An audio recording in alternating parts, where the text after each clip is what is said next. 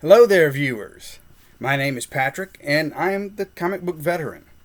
Why? Because I love comic books, and I'm a veteran, so it just seemed to make sense. Now, having said that, with this episode, which is episode 3, I am going to talk about some of the more important comic book collections in history.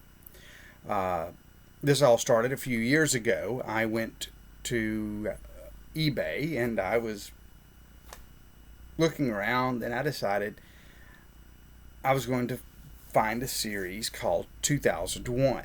It was done in the late 1970s by Jack Kirby, and I'm a big fan of movies. And 2001, I think, is an important, significant movie, particularly pop culture.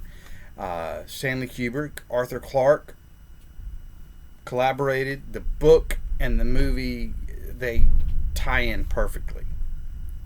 So, as I'm searching, I find an issue number 4, and the person said that it was a previously graded copy, and that it had been taken out of its case, but they had the tag that went with it, and it would all be sent. And I thought, okay, fine, I'll get the book. And I got it, and it had this strange marking on it. It said it was a pedigree. And I really didn't know what that meant. And I got the book, and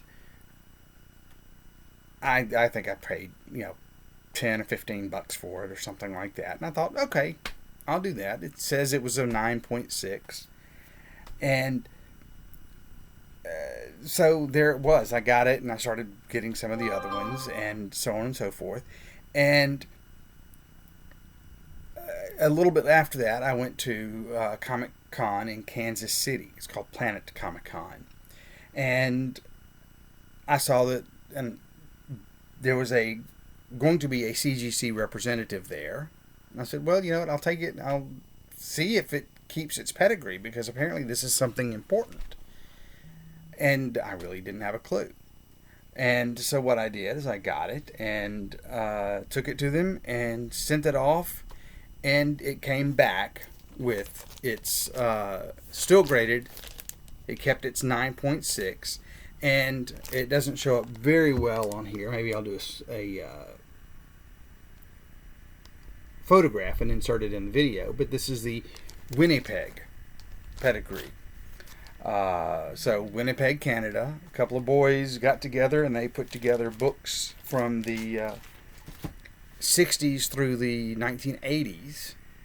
And somehow or another, through all that, a lot of the books from the 60s, the boy had his name written on the cover, and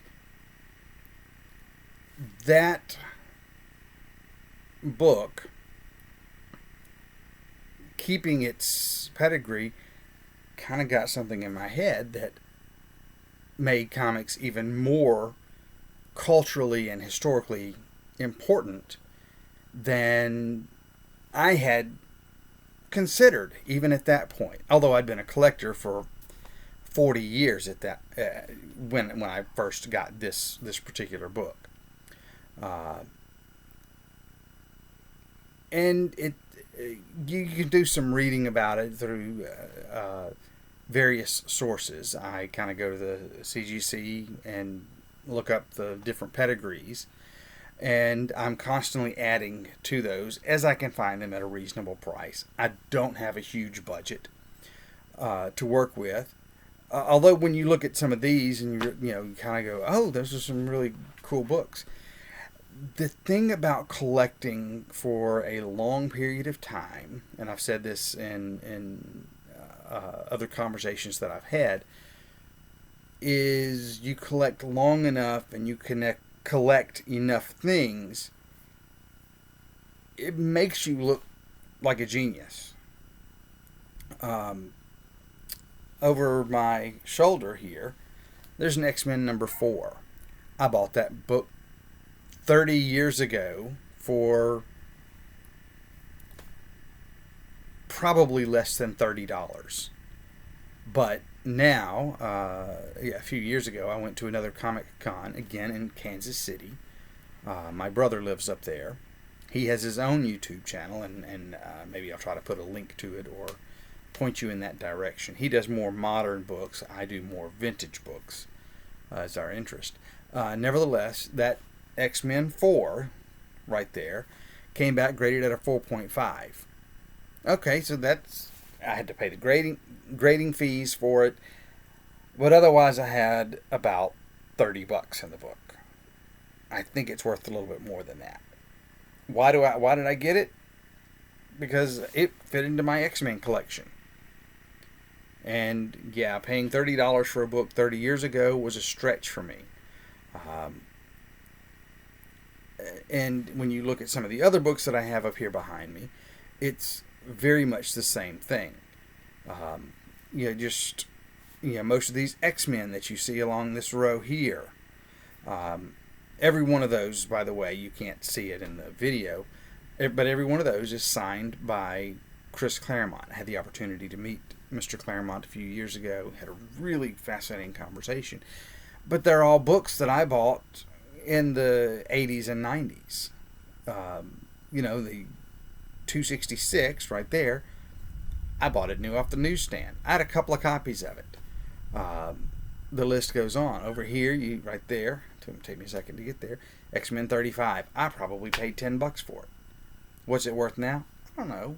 It's not graded. I just think it looks cool. Although I have to say, I did get it signed by Roy Thomas at Planet Comic Con a couple of years ago, along with some of the other books that are here that I will discuss in other episodes. So, there you go. Here's another one. The Tomb of Dracula 10, the first Blade. I paid about $10 for it. 20, almost 30. Well, I've probably had the book since the early 90s. I just thought it was cool. I thought Blade was a cool character. I bought it before the Blade movies.